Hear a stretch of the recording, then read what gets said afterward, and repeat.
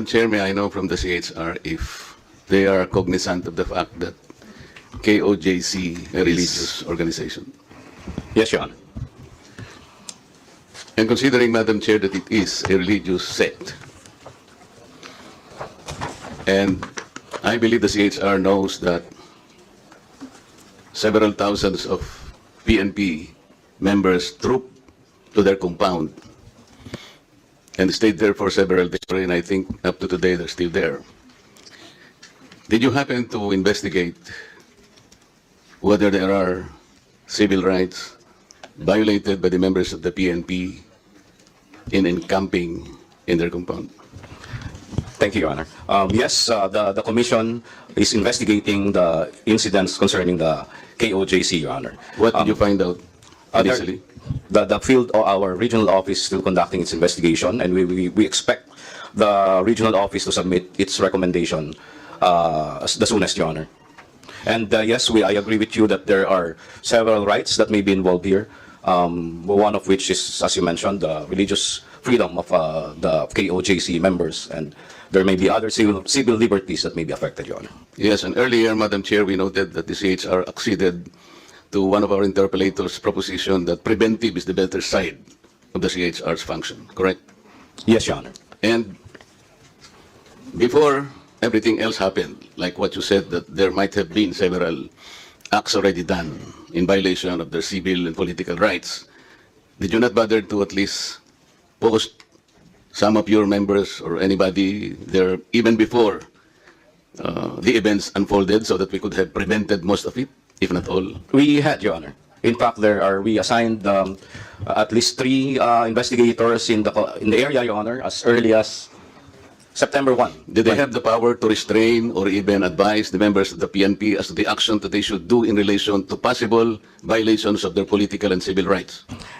They have no power to prevent, Your Honor, but they can advise the state actors. Did they advise the state actors? Yes, Your Honor. In fact, And what did the state actors do after being advised? and, as we all know, Your Honor, they proceeded. Considering, Madam Chair, that it is a religious denomination, I would surmise that the worship services were interrupted. Some activities connected with the religious belief might have been interrupted. And these are serious violations of their political and civil rights. Maybe like marriage are being celebrated in that compound. Baptism, probably.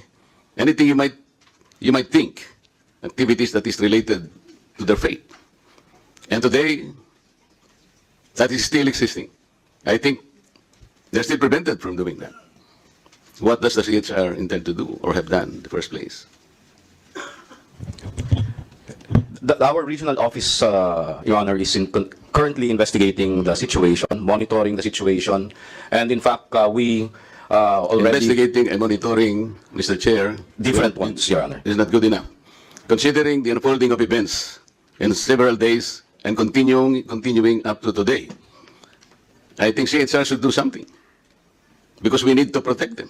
Protecting their human rights is the center of the function of the CHR. Am I Yes, correct? yes, Your Honor. But before the Commission acts on the situation and to perform whatever is necessary, we have to conclude our investigation.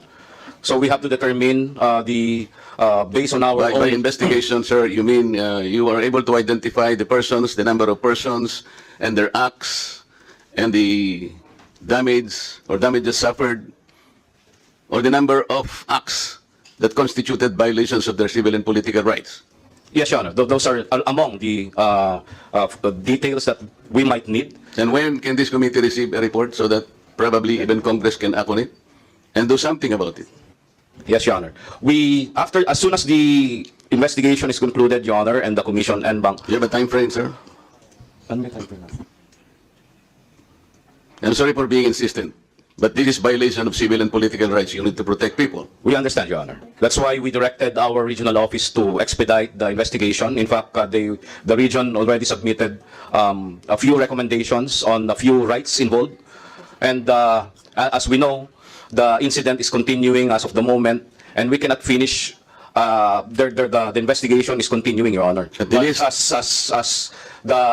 as the regional office concludes one issue, they are required to submit it to the commission. Yes, while you're doing the investigation, at least you should have done something to prevent further violations of human rights. Because hindi na po matitigil, baka hindi na rin matigil ang pag-iimbestiga ninyo. Because while you are investigating, nagagawa pa rin po in continuing